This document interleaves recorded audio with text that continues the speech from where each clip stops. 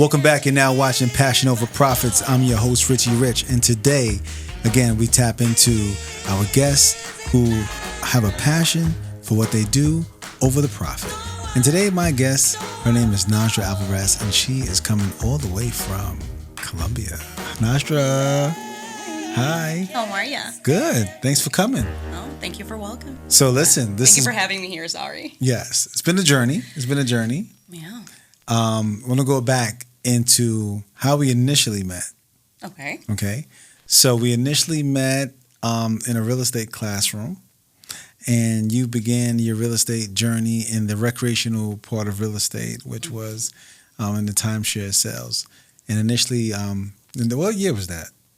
Like It was pre-pandemic. Yes. Okay. Yes. So pre-pandemic. So let's 2019. 19. Yep. So October. 19 October. Mm-hmm. Okay. And so pre-pandemic, pandemic came, everything shut down. I think we reconnected afterwards, after pandemic. Then you had your experience then. But when we met, what was unique is you were in an industry that I wasn't aware of. And at the time, you were, what exactly was it that you were doing at the time?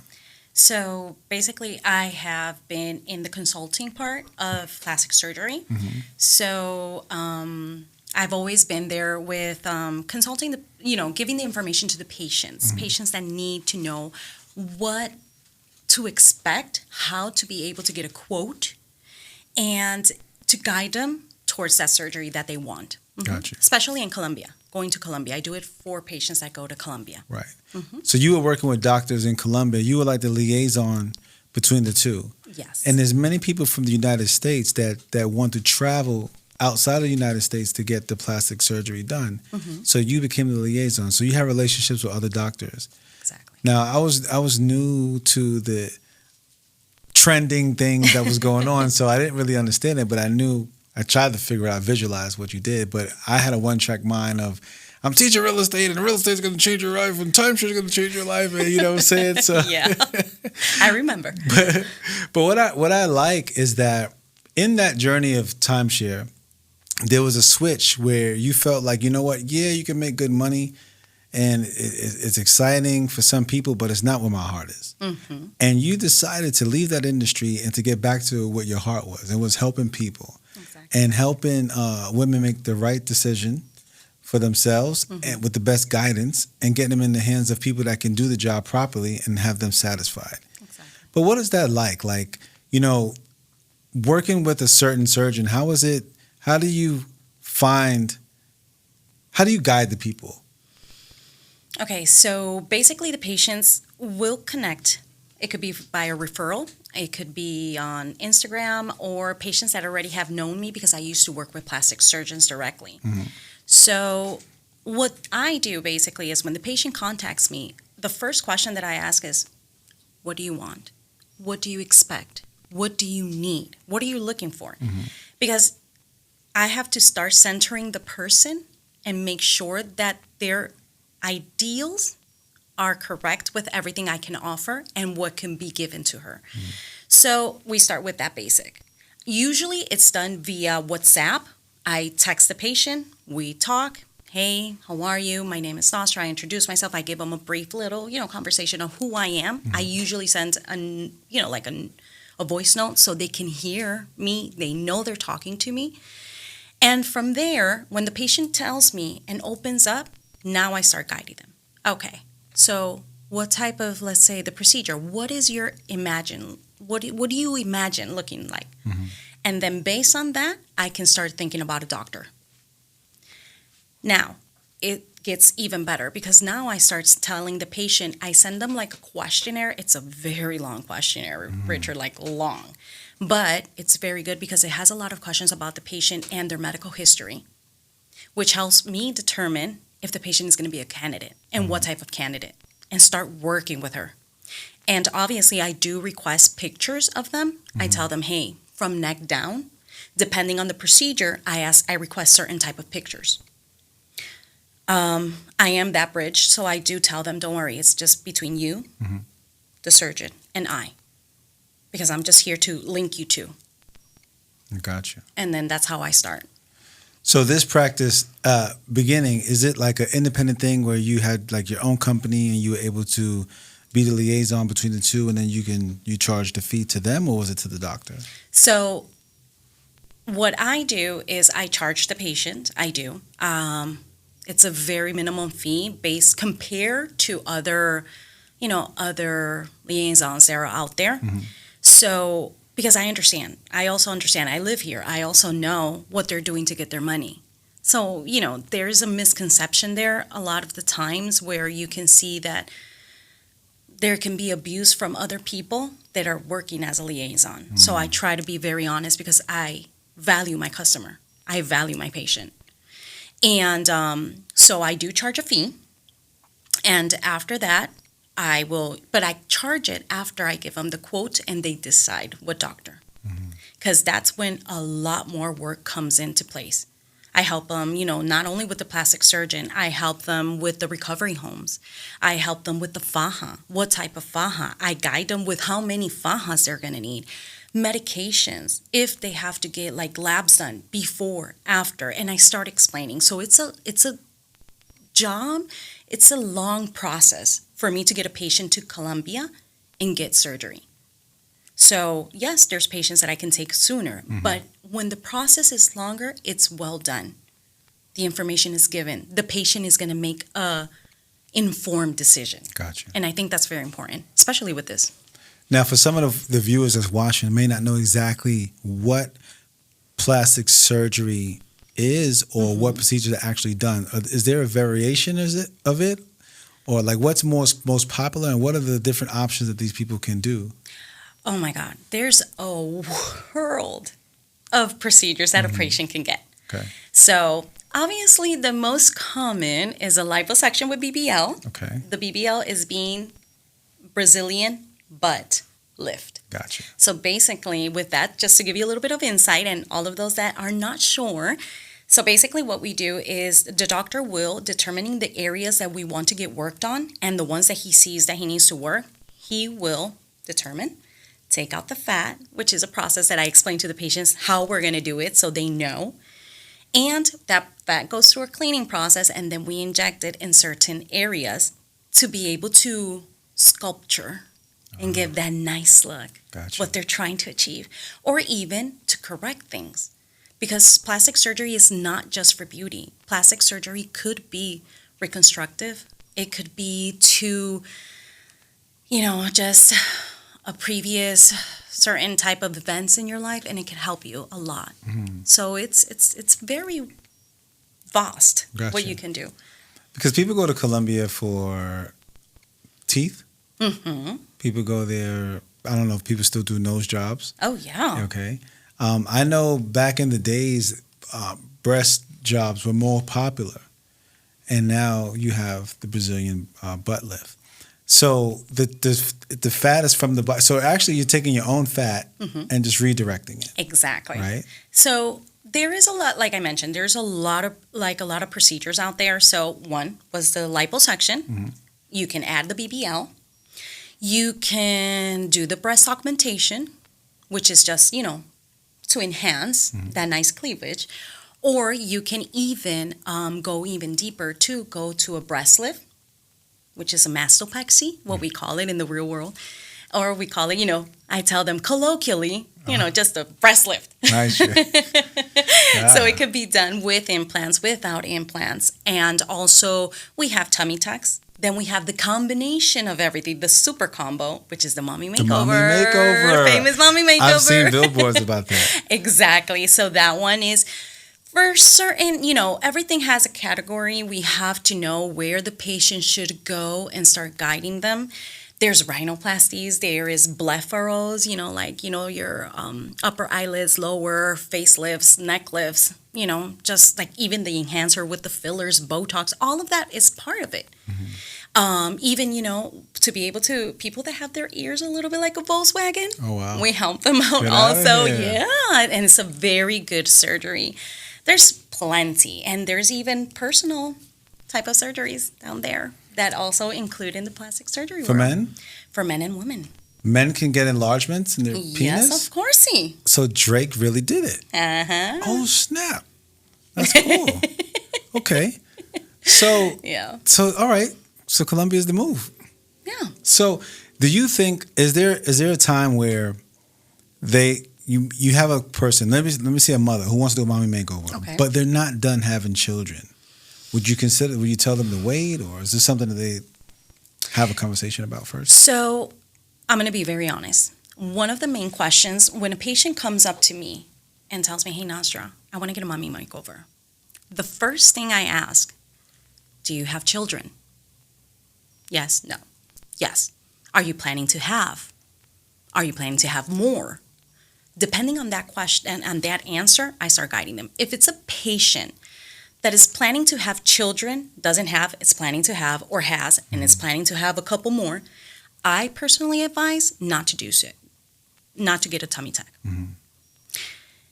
The thing is that the tummy tuck is a procedure that is very invasive. So just to give you like a brief idea, a patient has, sometimes the stomach of a woman you can see it, and there's like skin, but besides the skin, you also have like a little pouch that's, it's just sticking out there. Mm-hmm. Even if you do exercises, the crunches and everything, it doesn't go away. Mm-hmm. That is a muscle distension that usually happens when we have children. So the muscle is closed and then it opens up because it has to open up. It has to give that cavity. So what the doctor will do is he will go through the 3 layers of the skin, pull it up, go to the muscle, and basically he will do a corset technique. That's how I explain it. So he will start suturing it up, and he will do from this, he will close it. So that's when they call the snatch, Yes. that they go in with this, the silhouette, the waist gets a lot smaller, even the back. After that, they will cut the excess of skin, they will pull it down, replace the belly button, and then they will cut. Gotcha. I've had patients that have had tummy tucks and then had children. It's not, oh my God, out of the world, a taboo. Mm-hmm. My God, no, you can, but it's going to be very uncomfortable. And the thing is that you're going to make an investment, a big investment. Why do you want to have a kid and then invest again? Correct. Ruin the job of, maybe a good plastic surgeon, a very good, result of surgery. You took care of yourself. So that's why you have to be conscious about it. And that's one of the questions, and I do tell the patients, this is what you expect, and this is what happens. It's up to you. Mm-hmm. What do these things run? Well, in Colombia, now, that's something. If the plastic surgeon is Instagram famous, it could be a lot expensive. A lot. Mm-hmm. If not, if let's say he is he has his Instagram, he wants to be known, he wants to give out that information, but he's not Instagram famous, he's not out there known by his BBLs and his final looks, he can charge you a moderate thing. So let's say, let me think, a tummy tuck, a mommy makeover. It could go around with a normal surgeon, let's say $6,000. Mm-hmm. But I'm telling you that it includes basically almost everything that you can think of. That includes your liposuction, but certain areas, because when you get a tummy tuck, you cannot get lipo on your abdomen area. Mm-hmm. It's just on other areas. And it has its medical reason. And definitely, if they're ever telling you to get lipo with a tummy tuck, don't do it. You heard her. So basically, it's like around $6,000. A lipo can be $4,500, $5,000, but that's like a regular doctor. If it's a high-end doctor, you can go for $10,000, $12,000, just like that. But it's what you want. Right. So it depends. Now, they're charging these because obviously they've got referral base, or they're promoting people's success, and now they become famous or whatever. More promotion, right? Is that $10,000 including the recovery? No, well, that's another business over there. I'm going to be honest. Yeah. It's a business. Everybody's hungry. Everybody has to put food on their plates. So that's another business. Before, I'm talking about like 10 years ago, Recovery homes were more of an independent person. So they were offered the services, which each house is different. You can find like the really bougie ones to the most simple one, but you have the best service. Nowadays, the plastic surgeons found out that that was the booming business also. Right. So they decided to create their own Packages. So it depends on the surgeon. If he has the capability, he will build a recovery home and he will include it. If not, it's something additional.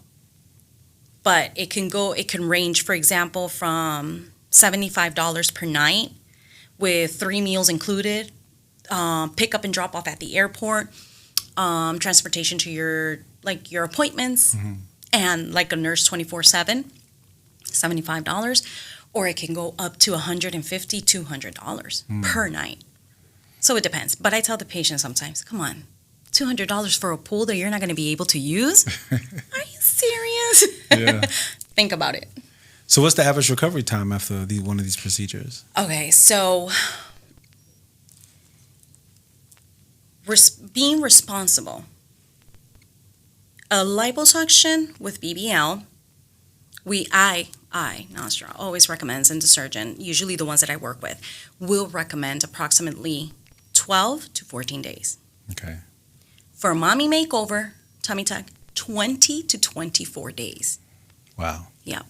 And this is an iffy part because I understand that patients have to come, they have to keep working, they have to come, they have things to attend, their children, their families and everything. But it's something that comes in, it's very important for your final results.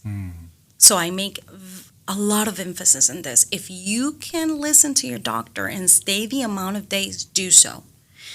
I always ask the patients to arrive 3 days before because, the flight, so the body can regulate oxygen, blood levels, everything. All of that is going to affect you in the surgery.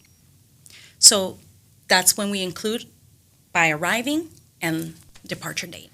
Now, I notice that some people may not stay in recovery homes, and I see them coming back on the flights. And I understand that you're not supposed to really sit on your tush. Okay, so that is let's say, an urban legend. Yeah. So the thing is that the concept behind that I cannot sit on my tush because it's going to get flat. The fat is going to die. It's just going to go everywhere. It's not going to be nice and round. No, it doesn't work like that. So basically, I'm going to give you an example. So let's say that they got 100% of fat. The doctor placed in as much as he could. Let's say the 100%. Throughout the process, the recovery process, there is going to be a part of the fat that the body is going to reabsorb. Remember, that's yours. Your body's like, hey, what are you doing with that fat? That wasn't there. I'm going to take it back. So it will reabsorb a little bit. So let's say you went from this to this. Yeah? Like visually. And the patients think it's because they're sleeping on it, because they are just sitting on it. No. I always tell them, hey, don't worry, relax, recover. You can sleep on it. How do patients that get tummy tucks sleep on their backs? Right. And they get BBLs too? Yeah. That doesn't influence. So on the plane, is there, because I haven't been on a plane, but I've seen people coming back. Are they allowed to sit? I've seen them in the wheelchairs, but are they sitting or are they laying down? So a lot of them have what we call a donut, or the floaties. Yeah. So baby floaties, they have them there. So there's not so much compression on the buttocks area. So that's what they do. Okay. But they are sitting, and I've seen extremes that they buy several chairs and, just go lay there. And I'm like, okay, whatever. But they do. I tell them, okay, for your comfort, just buy the floaty, your donut, take it around with you, put it there and sit on it.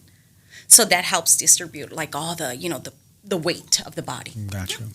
I seen one of the doctors on Instagram, and I noticed, I'm not sure what was going on, but I see a drainage going on.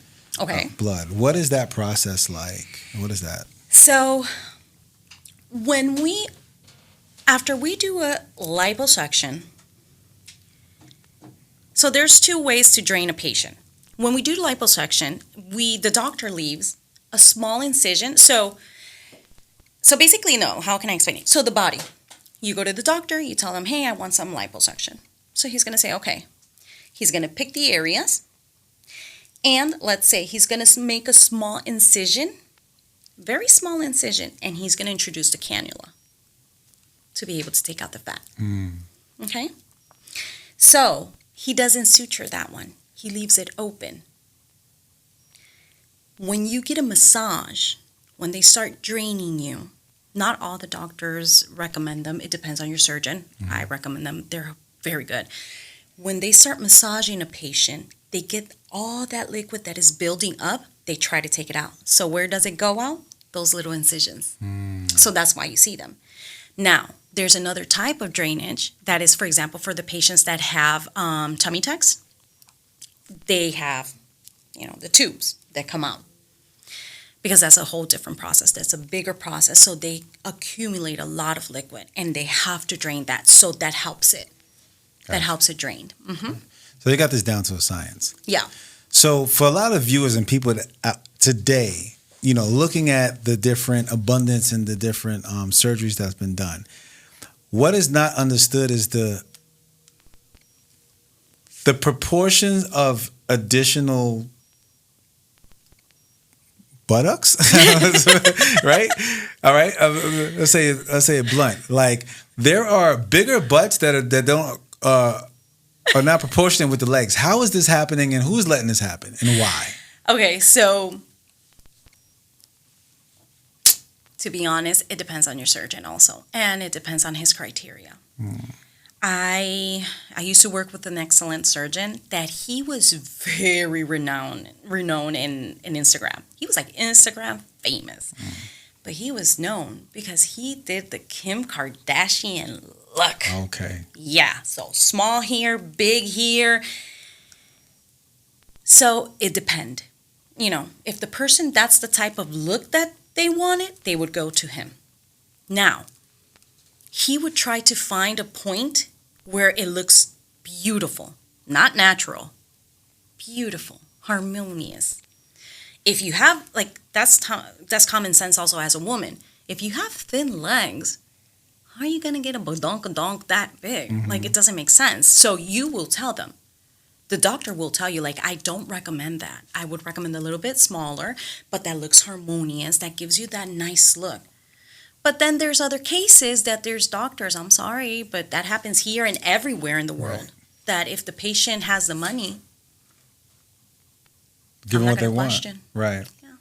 Let's go back a little bit. So, let's say 10 years ago, we wasn't doing this procedure. People were doing implants. For the buttocks? Yes. So they have been doing it. It's a little bit more taboo because the results are not as nice, and the recovery, it is painful. It is out of this world. Because basically how they're going to put that implant is, I'm going to be blunt, in between the buttocks, open the cheeks. Yeah. They make a suture there. They put in that implant. That patient cannot sleep on her back for at least a month or two. And that area has the biggest tendency of getting infections. Gotcha. So it's a very, very tedious type of procedure. It's very risky. So the doctors don't like to do that very much. And the results are not as nice as with the BBL. Correct. We've seen those things that you see people have infections, or you see their whole buttocks open, and a lot of that was going on in the basements of, different cities. It's the cheaper route. But now you have surgeons here in the United States, but I'm assuming it's more pricey than it is going out of the country. Yes, definitely. So that is so true. Well, so let's say 10 years, I've been in this business 20 years, let's say 20 to, 10, 15 years. It used to be a lot cheaper. So you have to think about this way. If I'm going to pay Colombian pesos per dollar that I exchange over there, it triples, quadruples, depending on the value of the dollar of the day. Right. The treaties in between banks. How is the government going with each other? How is it? So it depends on that. So per dollar, I triple over there, I can get a lot more done. So nowadays, there's certain doctors that, I think about it and it's like you have to pay recovery home, you have to pay the flight, you have to pay fajas, massages, and all of that. If you add up, sometimes it's better to stay here. Right. But if you don't want that high-end plastic surgeon that is just known in Instagram and everything, you can get work done for a lot lower than here and better results. Now, for the viewers and the listeners, you mentioned the word faja a few times. I think of faja, I hear fajita, but I know it's not a fajita. So what is the purpose of a faja and how do you adjust it? Okay. So the faja, or the compression garment, as they would know it, it's a very important part of the recovery. So what happens after surgery? I'm going to be very blunt with you. So there's 3 layers of skin, and between the 3rd layer of skin and the muscle, that's where all the fat deposits goes to. That's where the doctor opens the incision, introduces the cannula, and starts taking out that fat. So that's what's sticking your muscle and your skin together. After that, when he takes out that fat, literally you feel like a jello. You're going this way, but you feel like your body's going this way. You're like, why?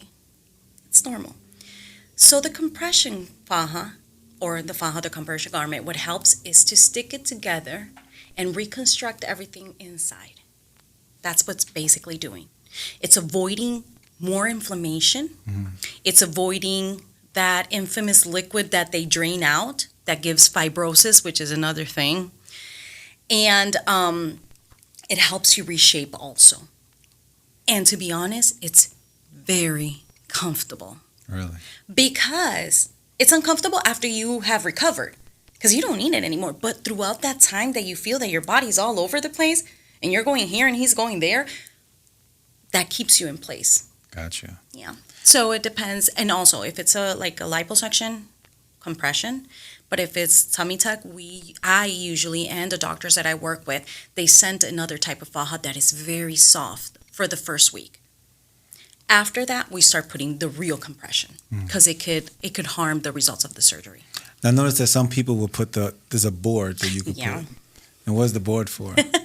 So we have board for the abdomen. We have board for this coccyx area right there to help them reshape, and for the abdomen to be able to help them give that compression. So the fajas, I always tell the patients, if you're a large right now, don't get a large, don't get a medium, get an extra large. Because right after surgery, the first person that is going to see your results is your surgeon. But after he finishes, you're going to get all the swellingness in the world. Wow. That is normal. You just put your body through something that he wasn't asking for. An 18-wheeler just decided to go over it. So they, with that faja, it gives you that. And the board helps it to give it more compression. So for a lot of patients, it's best because when they come here, they cannot get the faja taken in. Yeah. Because every now and then, so for example, I started in an extra large. Then I went in a couple, let's say, probably 10 to 15 days, I'm going to go to a large. And from there on, if I have a good, healthy habits of eating and everything, I can go to a medium. So that gives you all that compression. That helps you get that flat stomach. And I see that they have like different levels, like 1, 2, 3. You want to get on the 3rd hook. Right? So the tighter the better? Well, to be honest, I don't think you have to put yourself through very much. But hey, if you like, go ahead. Yeah. I've seen 5 hooks and I'm like, I can't do that. Yeah. Oh my gosh. No. And I see that people go to get the faja taken in, right? To get it adjusted. That's a big business over here now as well. Yeah. What have you seen now with men? I've seen men now in fajas, and what are they doing? Men like the A/B etching. A/B etching. So basically, if you don't have that 6-pack, we can give it to you. Well, you could buy abs these days. Of course you can. And you don't have to spend that much money at the gym. Really? Yeah. So it's just, They go in, they get a liposuction also. Men, although for men, they're like very quiet about it. They don't like nobody to notice. It's a big, taboo and everything. But I have a lot of male customers and they get the AB etching. So, they start getting that little, the little six pack and hey, you change. What's up with that? So they get that. Nice. And some of them even get a BBL. BBL Drizzy. I heard of it. So I thought that was just a slang for they really get a BBL. They lift their butts. Yeah. Really? Yeah. I think I have a good butt. When I was younger, they say, because I used to work at Red Lobster, and they used to be like, you got a butt. Mm-hmm. But so men actually want a little bit more thickness. Yeah. Okay. Yeah, Understood. they want something to sit on. Sometimes it's necessary, Yeah. And it doesn't look bad. Yeah. No, I understand now. I think that people feel comfortable with, hey, at the end of the day, if you're using your own body fat and redirecting it, I guess there's nothing wrong with that. Yeah. You know what I'm saying? But what are the consequences if you don't maintain after these procedures? Like, what can happen? So that's a very good question. When I receive a patient at the beginning, one of the things that I highly recommend to the patients is please get healthy habits. Not after surgery, starting now. Oh, why? I like my Mountain Dew. I like my Dr. Pepper. I like my Mickey D. Mm-hmm. If you don't stop right now, there's health issues. Besides those health issues, your results may be excellent in the moment, but that's going to catch up with you. That burger is going to catch up with you. That 5-6 soda pops that you take every day, it's going to catch up with you. So you're going to lose your results. And the thing is that a lot of patients don't understand that a second and a third round is not the same as a first round. Wow. I've seen plastic surgeons that do not like to operate on patients that have that is a second or third round because it's not going to be the same results. They're not going to be able to get the same amount of fat out because there's a scar tissue now. Right. So they have to do it harder. They're going to put the patient through a lot more pain through the process of recovery, and the results are not going to be the best. But they don't understand that.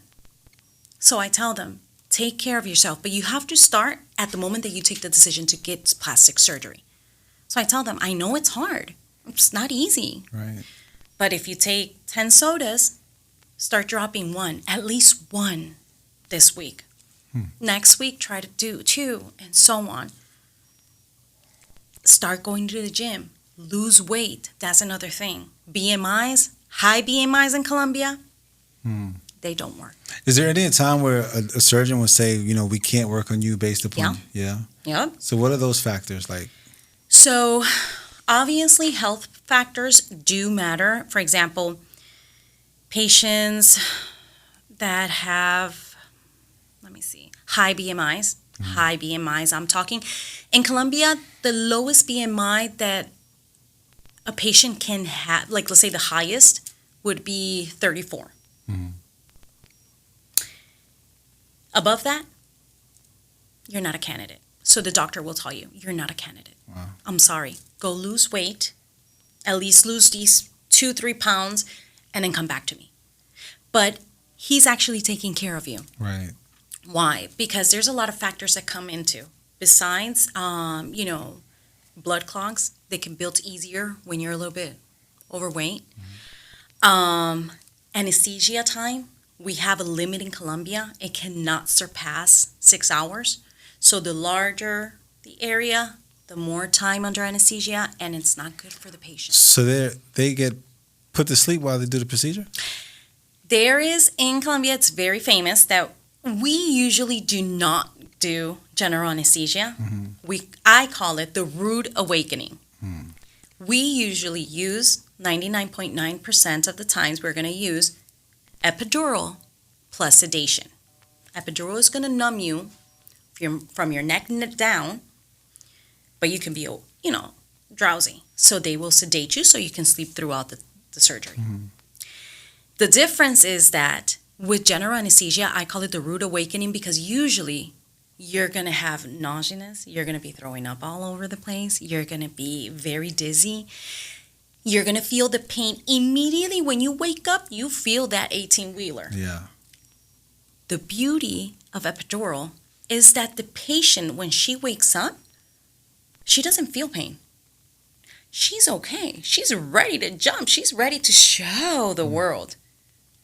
But then that's like a roller coaster. Today I'm here. No pain. Yeah. The next day, Spiky. I'm a little bit sore.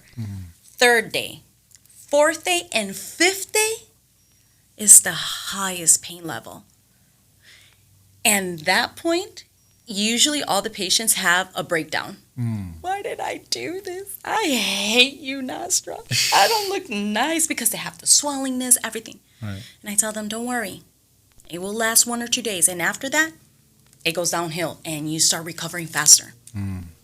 So, yeah, that's how it works. Now, some of the daily activities that they're doing, that they usually do in recovering, they can't do in the stage, right? Like, I don't know, maybe raising your hands, reaching for things. So, depending on the surgery. So, for example, if you're getting a breast surgery, doesn't matter if it's a lift or implants, the patient, we recommend to the patient never to lift their arms more than here for the first month and a half.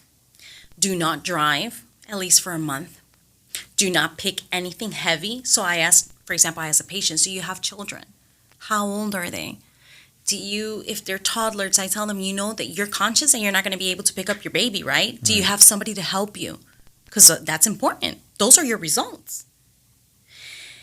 If it's a tummy tuck, for example, the first couple days, they have to walk all bent over. And it's tiring for the back. And then you start getting straighter a little bit by little every week until you walk straight.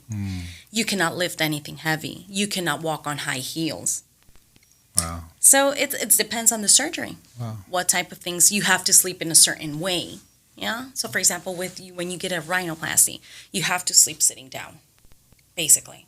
A little bit lifted so you can breathe, everything can go down, no blood clots, no nothing, no swellingness. If you sleep flat, you're going to wake up like a monster. Now, I noticed that some people, when they return back home, they continue to schedule like massages, like lymphatic massages. How important is that? Oh, God, it's very important. It's extremely important. I am 100% pro to massages. The thing is that here it's very expensive, extremely expensive. So, for example, in Colombia, there's a thing that anybody that has gone to gets plastic surgery done in Colombia, they know that usually they get 2 packages. So what do I mean by 2 packages? Each package has 10 massages included. And they try to get 2, so it's going to be 1 in the morning and 1 in the afternoon. To try to get the best, get all that liquid out. Try to get like less inflammation. Because here, they're too expensive. So over there, you can get, let's say, so approximately, let's say, $90 for 10. For 10? Yeah. Well, over here, it's $90 for 1. Yep, for 1. Wow. And over there, it's not just a massage. They actually put machinery on you, the lights, there's like these blankets that help you. They put ultrasound to help you. It's like the whole package. And if they have to drain you, they will drain you with a syringe this big. But they will do it. Wow. But here, it's like they won't even drain you. I see with social media, like there's just a lot of abundance of people wanting to do it, and probably younger women as well. Would you recommend that they wait till they get a little older, or you just tell them do it? It depends. I think plastic surgery, well, it's not a secret. It is elective. The only thing that I do tell patients, for example, is to think it very well. Think it. Look it up. Make sure what you want before you take that decision, whatever age. It doesn't matter, because you can be 40 and you can still have the mentality of a 20-year-old. That's right. So it depends, So the only thing is that I tell the patients, make sure that That's what you're feeling. That's what you want. Definitely you made the investigation. That's what you really desire. But understand that there could be consequences. You have to understand everything, not just the pretty side of it. You have to understand everything that goes into it. You have to make a change of life. You have to be accurate with your times, with things, with how you eat, if you decide to go to the gym, if not. All of that it's a big package that goes into it. So I tell them, if you're making this investment, it's not to throw it away. Come on, think. Right. If you know that you don't have the discipline and the conviction to don't do it yet. Wait a little bit longer. Plastic surgeons are out there a whole bunch. Every year we have a new one. Wow. Well, I can tell you one thing. I'm sure that everyone that consults with you can appreciate your honesty and your enthusiasm and your openness, because that's something that you don't get. Some people are just there for the sale. Yeah. They're just there to line the people up. And I think one of the beauty things is your passion to help people is you're touching lives. And I'm sure that they're grateful for you. I don't know if you get reviews on Google or Yelp or something, but I'm sure you get a bunch. But, if you want them to reach you, you let us know, and we'll definitely have them contact you directly, so that you can continue to share the knowledge, because people want a place to go. What would you say one of the biggest misconceptions there is about this whole procedures out there? Oh, my God. There's so many. I'm going to be honest. One of them that is the biggest misconception is the location. So I am proud to say that I am caleña, 100% caleña, Cali, Colombia, representando aquí. Yeah, I am 100% Colombian, and I am proud of my country. I love my country. And that's the biggest misconception, because I know that my country has issues politically, economically. I'm not going to lie, unfortunately. But it's not how they paint it to be. Oh, my God, you cannot get on a cab because they're gonna ask for your ransom. You got to be careful. No, it's not like that. Trust me. Well, obviously, if you're going to be with your iPhone now and somebody's hungry, they're going to take your iPhone. That's a 15? Exactly. But that happens here, too. So don't worry. It happens in the best families. So, but that's one of the biggest misconceptions. Safety. Yes. And you're a third world country. However, they have better technology there than... Oh, we take care of the patients. Yeah. And I've had very dumb questions like, what type of clothes do you wear? What type of... Do you drive cars? Oh, wow. Do you live like in huts? And I'm like, yeah, we do. Oh, my gosh. Yep. Well, so, what's trending right now as far as opportunities? You have Colombia. I think I've heard of DR. I've even heard of Mexico. I've heard of Tijuana, which also was like poor work in Tijuana. I heard of that. So, are there any other countries that are doing it that people are seeking? Yeah. So plastic surgery is es un mundo cambiante. It's changing constantly. So, for example, for patients that want to get general reassignments, feminization of the face, they will tend to go to Thailand. Really? Yeah. Oh my God. The work that is done over there. Wow. For noses, go to, I believe, Marruecos. ¿Dónde está? Marruecos. Oh my God, I'm sorry. I forgot. I will look it up, please. You heard my little Spanish? Yeah, Marruecos. They tend to go there. For breast augmentations, Canada. Beautiful. BBLs, tummy tucks, mommy makeovers, DR, Colombia, Mexico. Let's say taking your rib cage, one of the ribs taken out, yes, Mexico. I heard about that, but I didn't know it was a real thing. That's a real thing. Why do people take the rib cage out? Because they get the conception that it's going to look, this area of the waist is going to look smaller. Because there's patients that this area of their, let's say their abdomen is a little bit wider. their cavity is a little bit wider, so they tend to take that one out to make it a little bit snatcher. Is there a downside to removing a rib cage? Not that I heard of. Do they sell them? Like what? Wow. They keep them so you can put them on the wall. Right. Or give it to your spouse. Exactly. Give me my rib. Wow. I've heard of that. I actually met one person that they said, I think she removed her ribs. But I just I didn't want to say anything. Yeah. That one, oh my God, there's so many. There is so many. So it depends, and it's changing. For example, once I remember that Spain was but that's like a couple years ago, it was the place to go to get breast implants. But it changes. It changes. Yeah. Each doctor starts, learning a little bit more and starts getting better at something, and the technique is better and the machinery and everything. So it depends. Have they started working with robots in these procedures?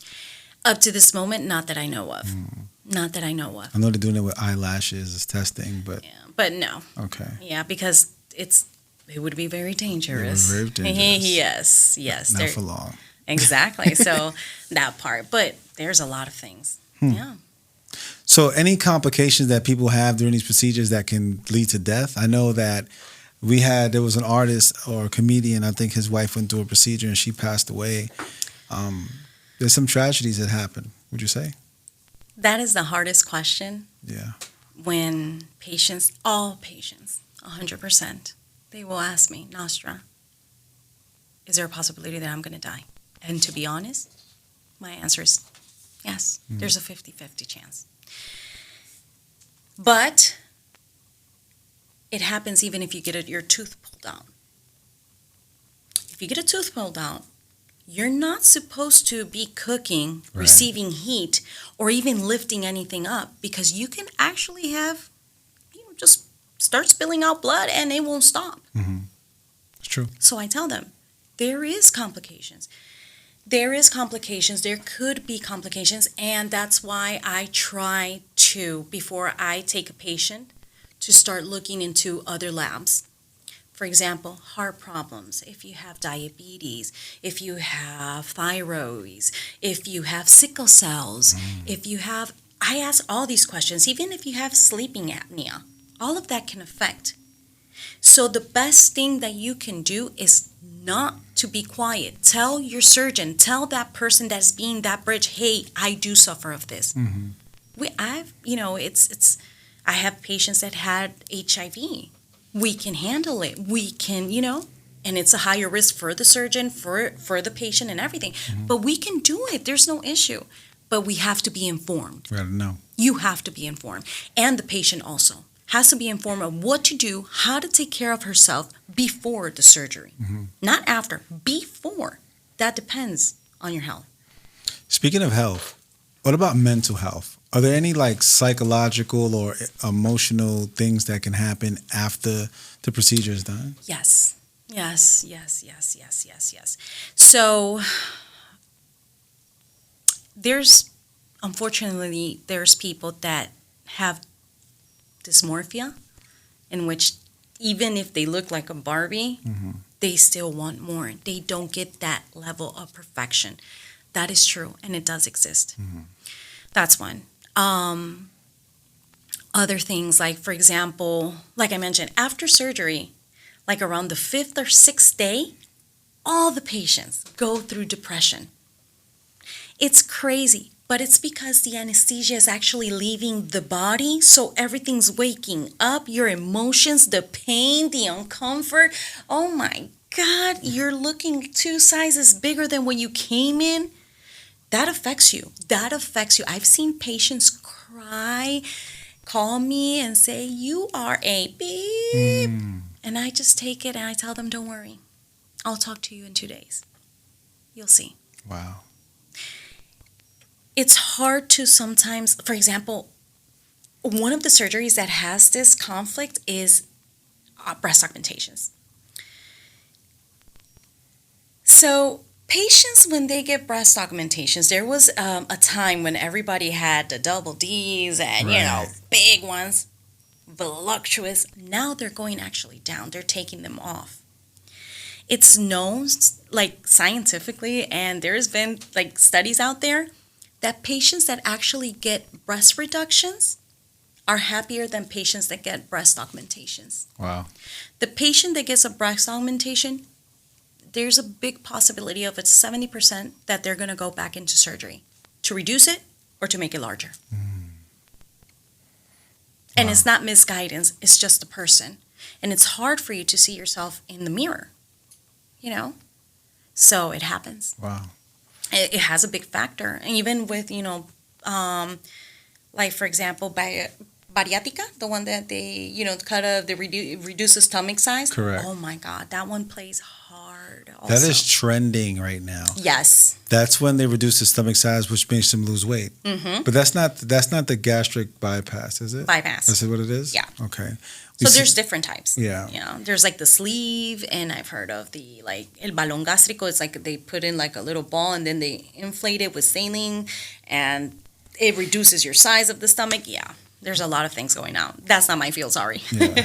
Is there any time where you tell a person, just know, because, a lot of fitness instructors would say, just do these exercises and this will increase the size of your buttocks. Mm-hmm. Do you feel like that's still an option for them to achieve their goal in size? Yeah. It's known that with a good exercise routine, there has to be a good diet. Mm-hmm. Your body needs protein. Mm-hmm. That will help you. If it's a good combination, trust me, it will. The thing is that it will lift it. It will make it harder, stronger. Maybe it won't enhance, but it will go up. It will be harder. It will be nice, the shape. Correct. Let's say that. Now, if they do the surgery, should they continue working out and focus on those areas? Yes. Okay. Yes, it's fat. Now, secret. They all get scared. I lost weight. My butt went away. Of course, it's fat. I gained weight. My butt is yay big. Lose weight. It's fat, ladies, so it's going to go with you. It's going to fluctuate with your weight. It is. There you have it. There you have it. I like that. Damn, Nasra, you dropped jewels on us today, baby. I appreciate you. Oh, there's a lot of things. Yeah. Anything you want to add? I always recommend, if I'm pro plastic surgery, to be honest. I am pro plastic surgery. Like I mentioned, if it's an informed decision, if it's a smart decision, something that you have to keep in mind, and that I always recommend, ladies, please listen to me. Keep it to yourself. The same as you're buying a car, zip it. You're buying a house, zip it. You're going to travel, just zip it. The same thing happens with this procedure. There is a lot of misinformation out there. I know there's a lot of groups out there, in Facebook and Instagram, Real Self, all of that. That's a big one. That there's going to be a lot of stories. Some of them are true, some of them are not, some of them are misinformed. And remember that every story has two sides. And sometimes it's very sad, Richard, to see that a patient can break a doctor's reputation, but does not admit their side. So keep it to yourself. Make informed decisions. Go to professionals or people that have been there. Make sure, read. It's normal, all the fluctuations of emotions. Oh my God, I'm going to do it. Oh my God, why am I going to do this? Right. Oh my God. It's normal. You're going to go through that. Anxiety is going to get to you. But make informed decisions and don't tell everybody. Don't look for 10 surgeons. Look for 3. Trust me. Look for 3. Focus only on 1, 2, or 3. No more than that. That is something that is a big error. And it's sad because it can mislead a patient. In a beautiful process, it could mislead them. And it could be an awful, experience. And I don't like that because this is a beautiful experience. It's lovely. Well, what should they look for in a surgeon? In a surgeon, first of all, that they're board certified. Always board certified. If you're going to Colombia, there is such a thing as the Colombian like board certified surgeons, plastic surgeons, sorry. And you can look up your surgeon right there.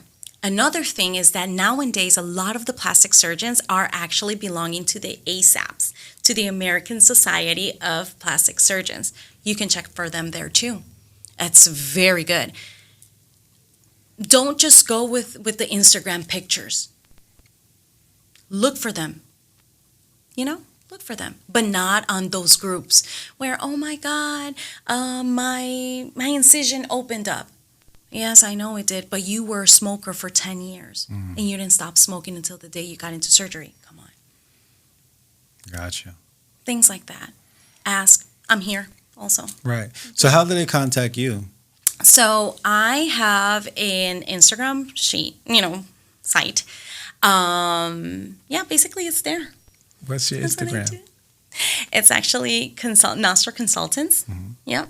Nasdra Consultants. Okay. We'll put that on the screen and make sure they can contact you. And then maybe you can consult with them and give them some options and then let them make the informed decision on which surgeon they should go with. Exactly. I will be glad. One of the things that I learned throughout the years and throughout my vast experience in other jobs and other professions and everything, Richard can say it, yeah. He can testify, is that I truly love this. I love it. It's a beautiful process. Like, you can get beautiful results. Yes, there's some hard cases. I'm not going to lie. But everything in life is like that. Mm-hmm. But it depends on how you're going to confront it, how you're confronting it, and how you're willing to take it. And I love this. I love this. I've seen amazing cases, and I love to be part of it. Yeah. And then you create a nice relationship with that person. You bond. Yeah. It's beautiful to hear a patient.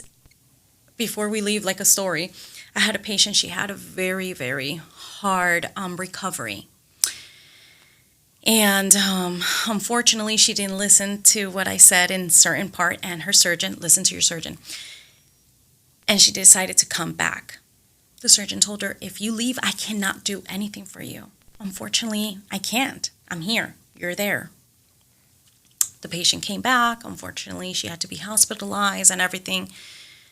At the beginning, she didn't even want to talk to me. She didn't. She thought that she blamed it on me. Mm-hmm. But every day, hey, I'm here. I'm here.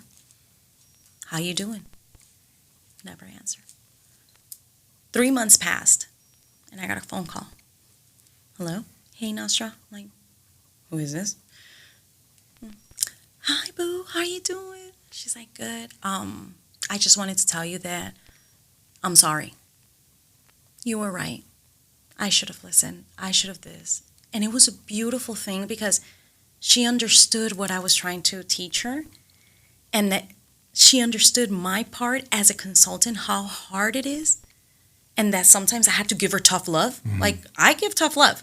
One day I'm like, oh my God, you're so sweet. And the next day I'm like, mm-hmm. Yeah, I told you. I told you. You don't listen. Yeah. And I'm the one that sends like everything in WhatsApp, and then I circle it. I told you right here. Little letters right there. So it was nice because she understood me, and she said, you did an amazing job. Thank you. And I want to get this fixed, and I'm gonna tell you so you can take me again. Full circle. I was like, oh my God, I love this. This is why I do this. I love this. I love this. I love it. And we love that. And we know you do. And that's why we had to have you come up here on the Passion Over Profits to share your expertise and to share your passion, because right now you're touching more people than you can even imagine. You know what I'm saying? So we appreciate you for coming up here. And we're going to put the link in the bio so they can follow up with you. And we thank you so much, Nastra, for coming on the show. Thank you so much for having me. I hope this can se repita. I hope that we can repeat it again. Absolutely. If you guys, have questions and everything, or want me to touch something, tell him. Right there. Follow that right there on the screen. Exactly. Nastra Consultants on Instagram. Yes, guys. Peace. And we're out.